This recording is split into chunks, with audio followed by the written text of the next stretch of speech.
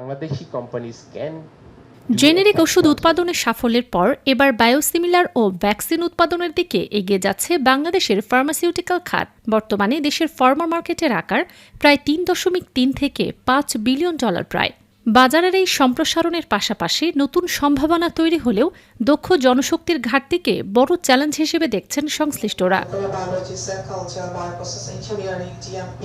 অনুষ্ঠানে বক্তারা জানান, বায়োসিমিলারে কাজ করতে গিয়ে আমাদের বিভিন্ন ধরনের প্রতিকূলতার মধ্যে পড়তে হচ্ছে। এই খাতকে এগিয়ে নিতে একটি সেন্টার ল্যাব দরকার। পাশাপাশি ইন্ডাস্ট্রি ও একাডেমিয়ার মধ্যে পার্টনারশিপ গড়ে তুলতে হবে। বাংলাদেশে বায়োসিমিলার, বায়োলজিক্স বা এই যে আমাদের যে অপরচুনিটিটা যেটা আছে ইনোভেটিভ ড্রাগ, সেটার জন্য যেটা প্রথমে যেটা লাগবে সেটা হলো একটা সেন্ট্রাল ল্যাব, যেটা ডক্টর মঈনের প্রেজেন্টেশনে এখান থেকে কিন্তু রাইটলি এসেছে, যেটা একটা সেন্ট্রাল ল্যাব লাগবে। আমাদের বিসিআর আছে, আমাদের সাভারে এটা আছে, আমাদের নানা জায়গায় নানা কিছু আছে, কিন্তু আমরা যখন কাজ করতে যাই তখন দেখা যাচ্ছে যে গভর্নমেন্টের অধীনে যে ল্যাবগুলো থাকে সেখানে মেশিন থাকলে ম্যান থাকে না, মেশিন থাকলে ম্যানেজমেন্ট থাকে না, কর্পোরেশন পাওয়া যায় না, নানা প্রবলেম হয়। তাহলে এখানে আমাদের সিদ্ধান্ত নিতে হবে যেটা this is the right time. এই ট্রেনটা আমরা মিস করলে কিন্তু বড় ধরনের ট্রেন মিস করব। এটা বাংলাদেশের ফার্মাসিউটিক্যাল সেক্টরে যে সুযোগটা সেটা কিন্তু আমরা নষ্ট করে ফেলবো। আমরা চাই না সেটা নষ্ট করার জন্য। তাহলে এখানে আমাদেরকে সবাইকে এগিয়ে আসতে হবে। বিসিআইআর ল্যাবটাকে আমরা সেন্ট্রাল ল্যাব হিসেবে ব্যবহার করতে পারি, তাহলে কিভাবে করা যায় সেটা একটা বিষয়। যদি সেটা না হয় তাহলে পাবলিক প্রাইভেট পার্টনারশিপে, বিশেষ করে ফার্মাসিউটিক্যাল সেক্টরে যারা এই কাজগুলো করতে চাচ্ছেন, আমাদের বাপি আছে, বাইমা আছে, যারা এই সিমিলারগুলো আছে, সেখানে একটা ল্যাব করা যায় কিনা। সেখানে গভর্নমেন্ট নিশ্চয়ই জমি দিবে, গভর্নমেন্ট ইনফ্রাস্ট্রাকচার ডেভেলপ করে দিবে, কিন্তু ম্যানেজমেন্টটা হতে হবে পাবলিক প্রাইভেট পার্টনারশিপে, বিশেষ করে প্রাইভেটের পার্টটাই বেশি থাকতে হবে। আমরা জানি গভর্নমেন্টের ম্যানেজমেন্টটা দুর্বল হয়, তো এইটা একটা বড় জিনিস যেটা থাকা উচিত।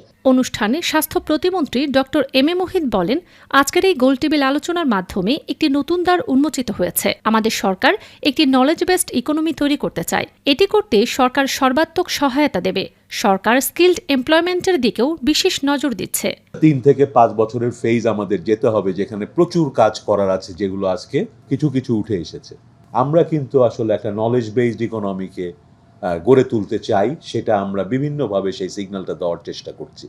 মাননীয় প্রধানমন্ত্রী ইতিমধ্যেই কিন্তু বিভিন্ন সময়ে একাধিকবার আমাদের সহ ফার্মাসিউটিক্যাল ইন্ডাস্ট্রির সাথে বসেছেন এবং এই বিষয়গুলোর কিছুটা আলোচনা সেখানে হয়েছে এবং সেগুলোকে কিভাবে নেক্সট স্টেজে নেওয়া যায়। এবং আমাদের কমিটমেন্ট হচ্ছে যে এই ইন্ডাস্ট্রিটার গ্রোথের জন্য যা পলিসি সাপোর্ট দেওয়া লাগে সেগুলো আমরা সব রকম সহায়তা সরকারের থেকে দেব। আমাদের গভর্নমেন্টের আরেকটা প্রায়োরিটি হচ্ছে এমপ্লয়মেন্ট তৈরি করা এবং হাই এন্ডের এমপ্লয়মেন্টের দিকে যাওয়া, শুধুমাত্র স্কিলড এমপ্লয়মেন্টের দিকে। তো সেইটার ক্ষেত্রে কিন্তু এটার একটা কন্ট্রিবিউশন এবং সেইখানে যে পলিসি সাপোর্টগুলো গভর্নমেন্ট দেবে সেটার সুযোগ আমরা এখানেও নিতে পারি, সেটার প্ল্যান করা। তো স্ট্র্যাটেজিতে এই জিনিসগুলো আসা দরকার। সবাই মিলে আলাপ করলে আমরা সরকারের পক্ষ থেকে সেইখানে পার্টিসিপেট করব এবং আমরা চাই যে সবার নলেজটা নিয়ে একটা পার্টিসিপেটরি প্রসেসের ভেতর দিয়ে আমাদের এই একটা ন্যাশনাল স্ট্র্যাটেজি দ্রুত গড়ে উঠুক, যাতে এরপরে আমরা প্রত্যেকে জানবো সেখানে কার কি রোল, কে কতটুকু কিভাবে কন্ট্রিবিউট করতে পারবো। জেনেরিক থেকে বায়োসিমিলার ও ভ্যাকসিন, বায়ো ইকোনমির পথে বাংলাদেশের বায়োফার্মাসিউটিক্যাল ক্ষেত্র নির্মাণের সম্ভাবনা ও করণীয় নিয়ে অনুষ্ঠিত হয় এই গোলটেবিল আলোচনা সভা। অনুষ্ঠানে প্রধান অতিথি হিসেবে উপস্থিত ছিলেন স্বাস্থ্য প্রতিমন্ত্রী ডক্টর এম এ মোহিত। এছাড়াও উপস্থিত ছিলেন স্বাস্থ্য খাতের বিশিষ্ট ব্যক্তিবর্গ, শিল্প উদ্যোক্তা, গবেষক ও একাডেমিয়ার প্রতিনিধিরা। আলোচনায় উঠে আসে বায়োফার্মাসিউটিক্যাল খাতের সম্ভাবনা কাজে লাগাতে দক্ষ জনশক্তি তৈরি, গবেষণা অবকাঠামো উন্নয়ন এবং ইন্ডাস্ট্রি একাডেমিয়া পার্টনারশিপ জোরদারের গুরুত্ব। ফারজানা মৌসুমী, মেডিকেল পোস্ট, ঢাকা।